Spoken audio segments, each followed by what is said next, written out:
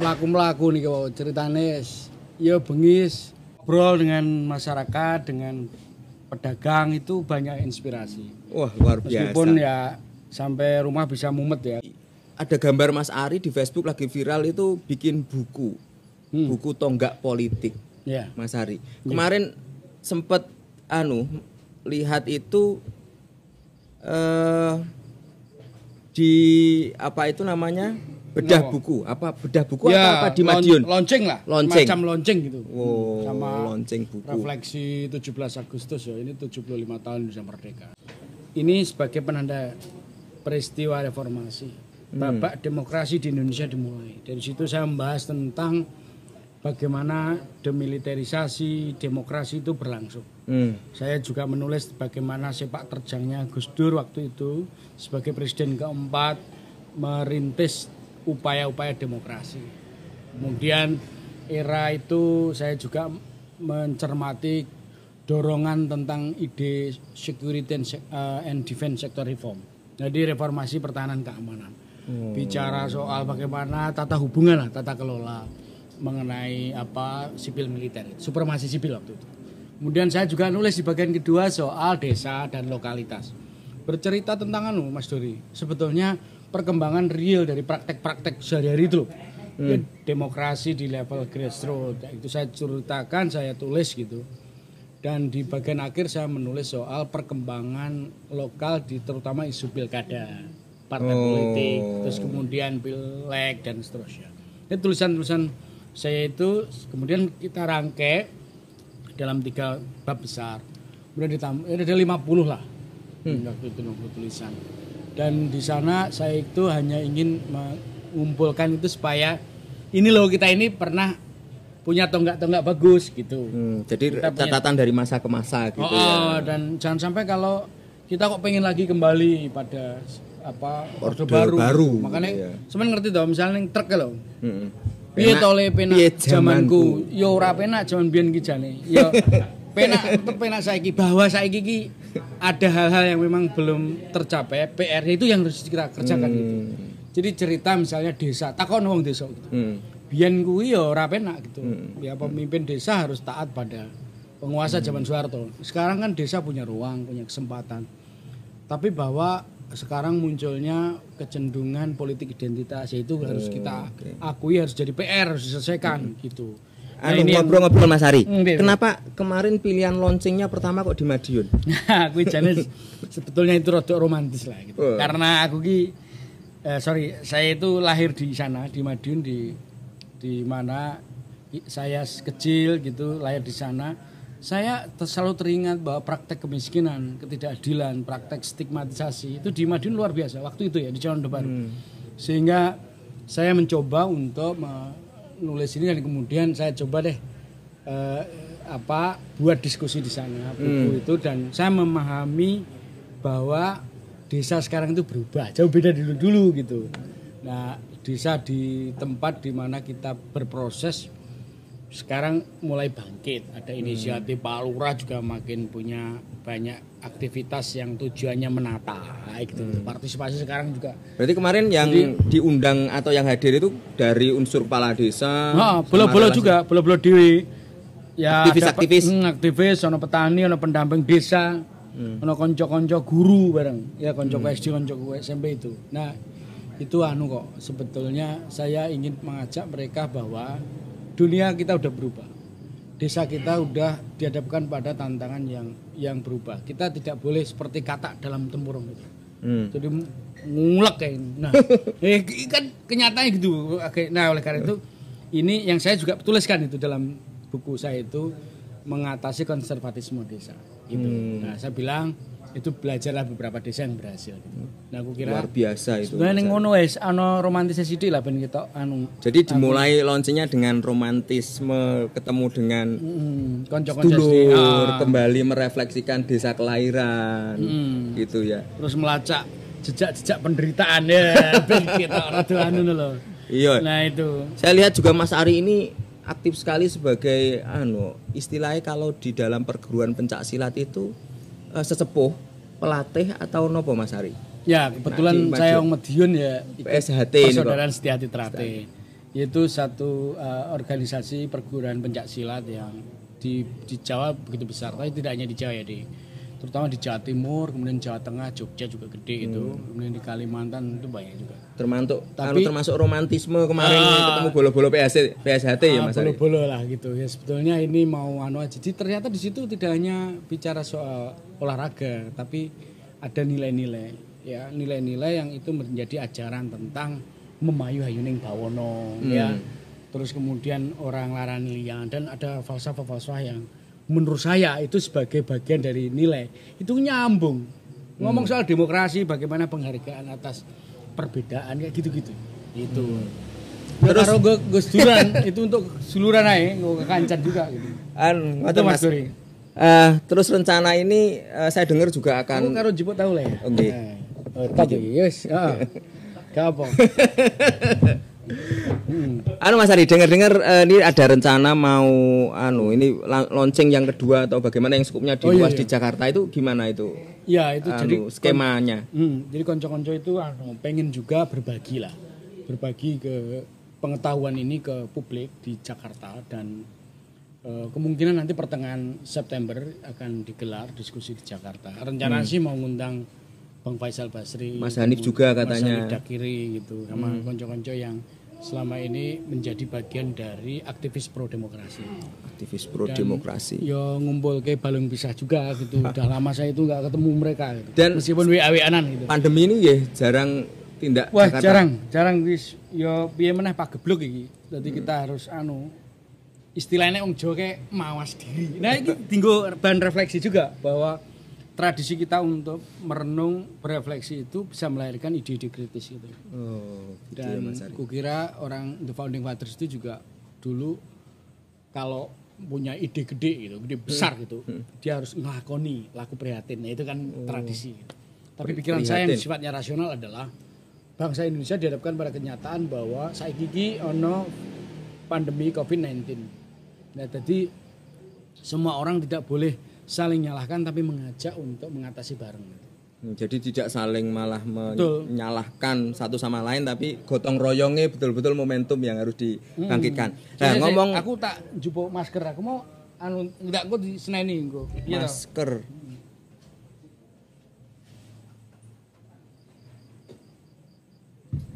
Ayo Ring, monggo Ring.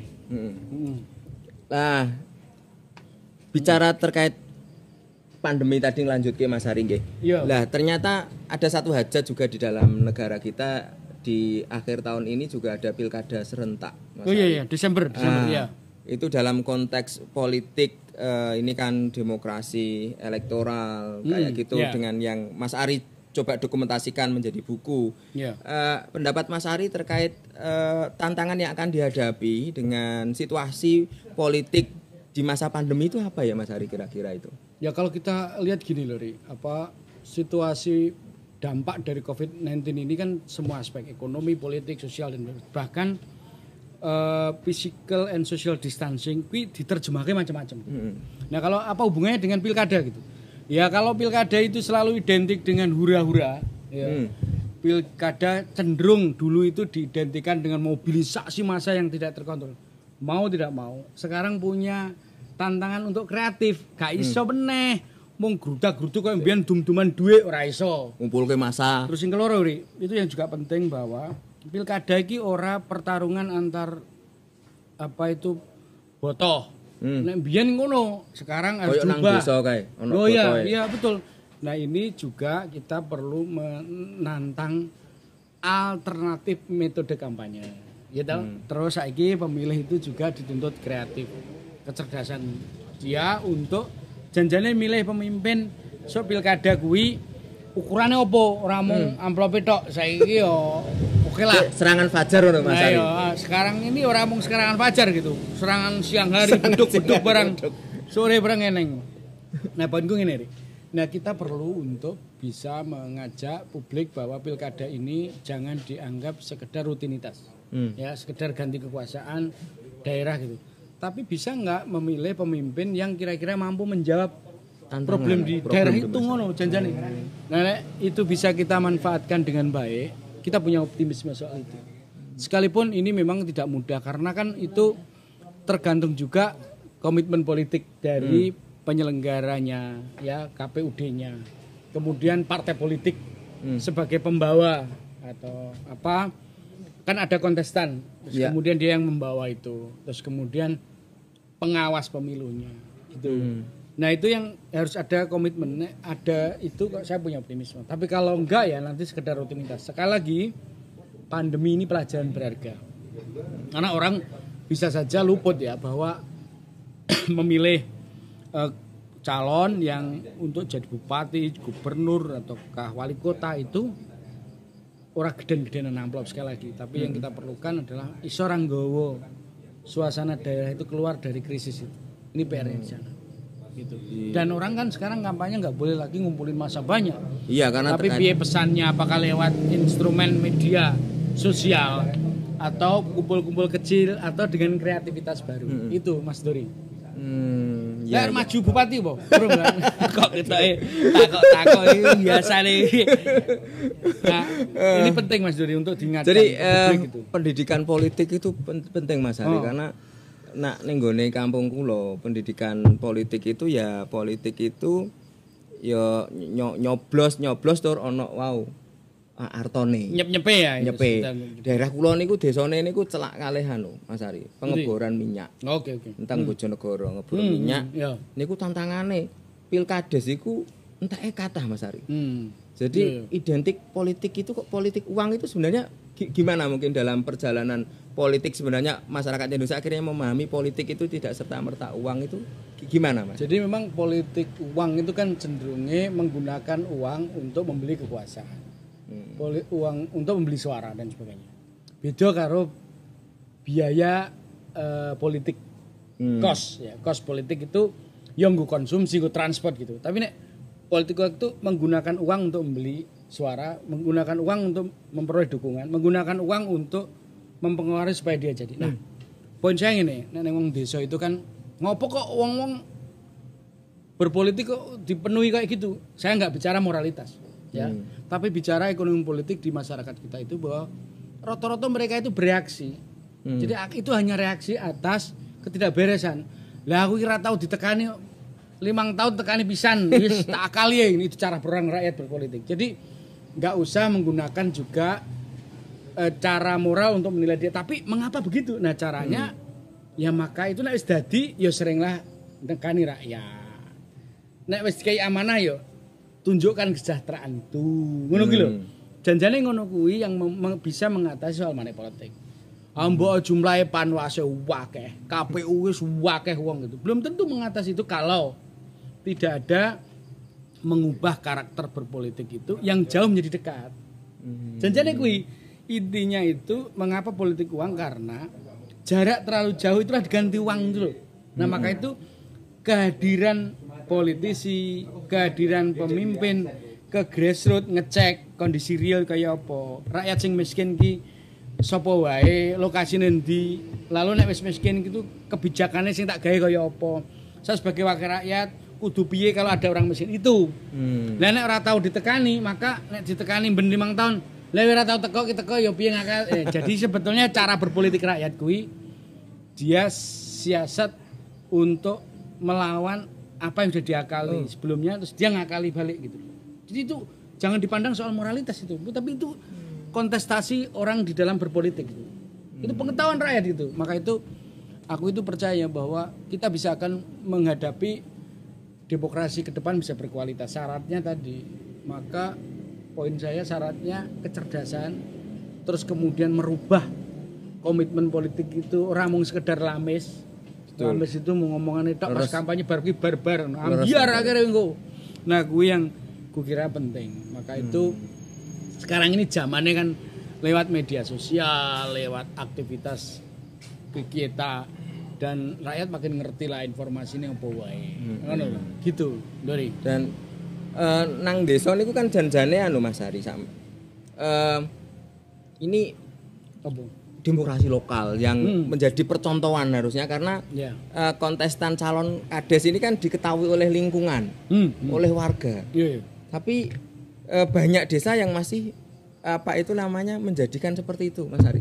Artinya apakah ini karena contoh dari berbagai praktek model pemilihan di legislatif atau pilkada atau yang lain sehingga merembet ke desa. Terkait modal kapital itu menjadi salah satu hal yang sangat dominan sehingga akeh cah nom-nom nang desa iku Mas Ari yang dia betul-betul secara kompetensi itu mampu dan secara pemikiran itu bagus, punya visi yang sangat kuat, tapi karena nggak punya modal Mas Ari. Nah, kira-kira apa langkah yang harus dibangun oleh teman-teman yang dia punya kepedulian tapi koyo ki mau contohnya uang masih menjadi hal dominan ukuran itu.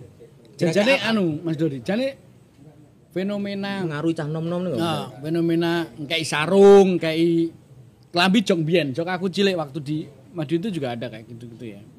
Cuman kan itu sebagai apa?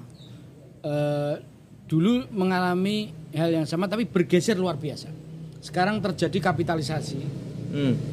Dulu relasi pemimpin sama misalnya di kepala desa itu ya ono kedekatan secara emosi gitu. Tapi sekali lagi saya katakan bahwa seiring berjalannya waktu, demokrasi sekarang didorong untuk pemimpin dipilih oleh rakyat secara langsung, tidak hanya kepala desa. Nah, proses kapitalisasi dan pragmatisasi di desa itu makin kencang. Itu gara-gara tadi yang kita sebut nular.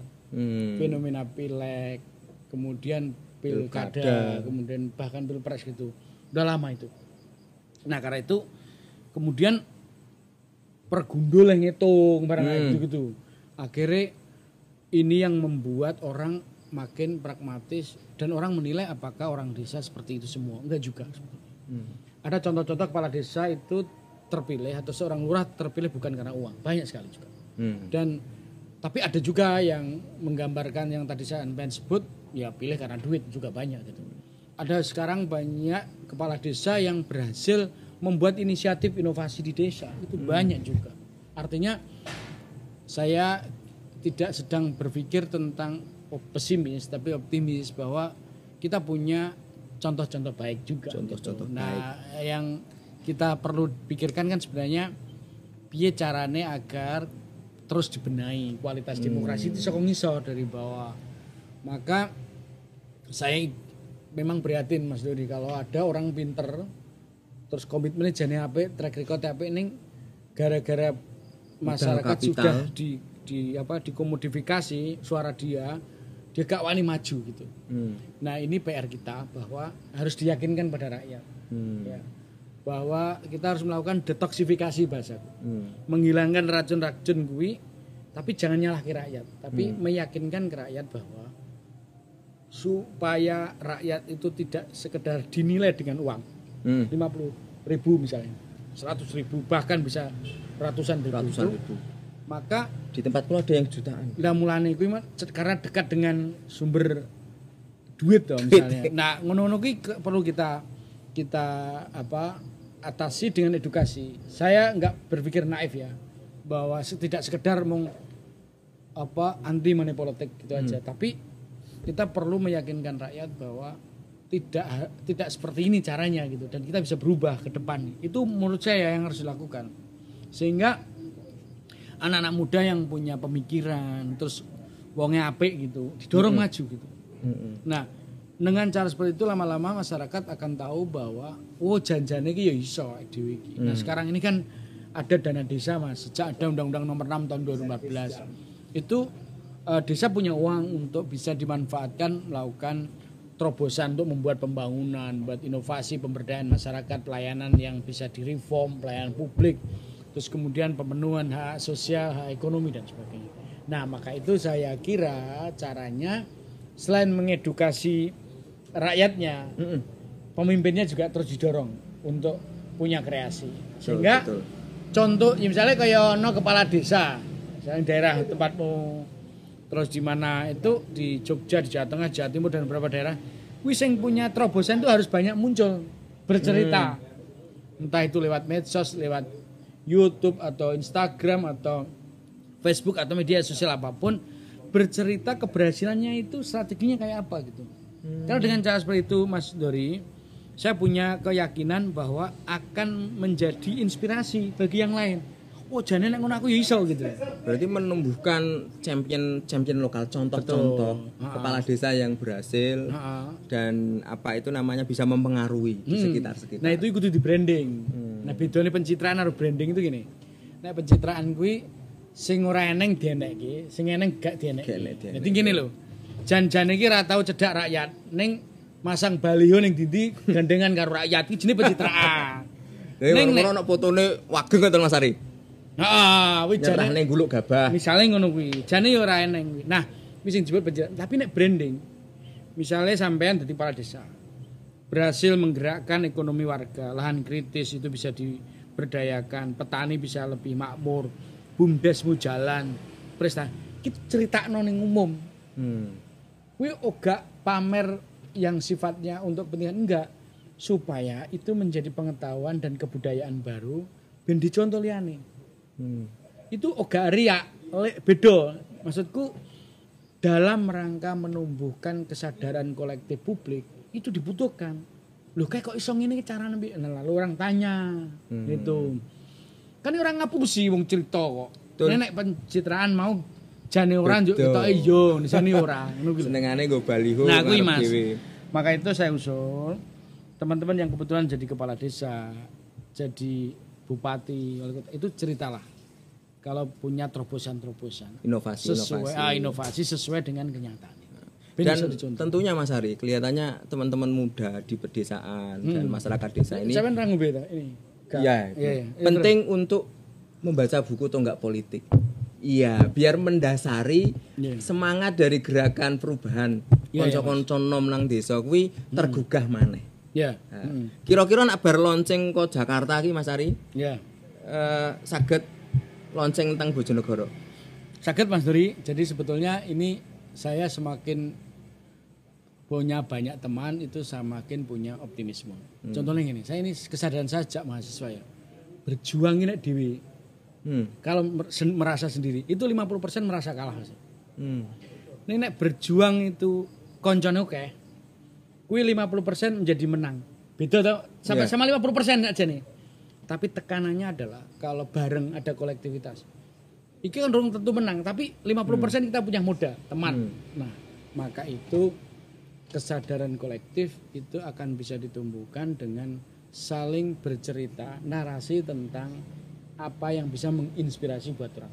Saya pengen nulis buku, tapi yang memang ini saya kompilasikan ya ini 5 ini ya. Kelima ini yang sendiri gitu.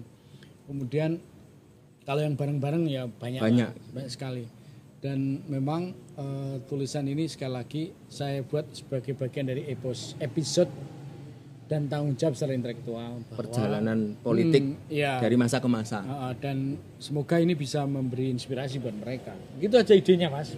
Ngobrol-ngobrol kalau kita mau dapatkan buku ini Mas Ari, ke mana ini? Oh no Mas, minggu kan ada juga websitenya, ada juga alamat di Sanggar Maus Tradisi. Ini ada kawan-kawan ketemu di situ, bisa kontak lewat WA, kontak lewat email atau chat ya di situ. Bisalah diakses gitu untuk bahan. Matur suwun Mas Ari, rawuh pun mampir nang gene angkringan sambat Mas Ari. Kalau menikmati anget-anget itu ngangkring. Jadi ini tradisi menarik ini. Tradisi menarik. Lah ngangkring tur nggih saged ngunjuk lah unjukan kula ternyata dereng didamelke. Wis apa-apa. Wis oke ngono. Itu Mas. Oke, matur suwun Mas Ari. Nggih, mugi-mugi sehat iki mongsone nggih Covid. Nggih masker nggih langkung penting. Leres. Jaga jarak.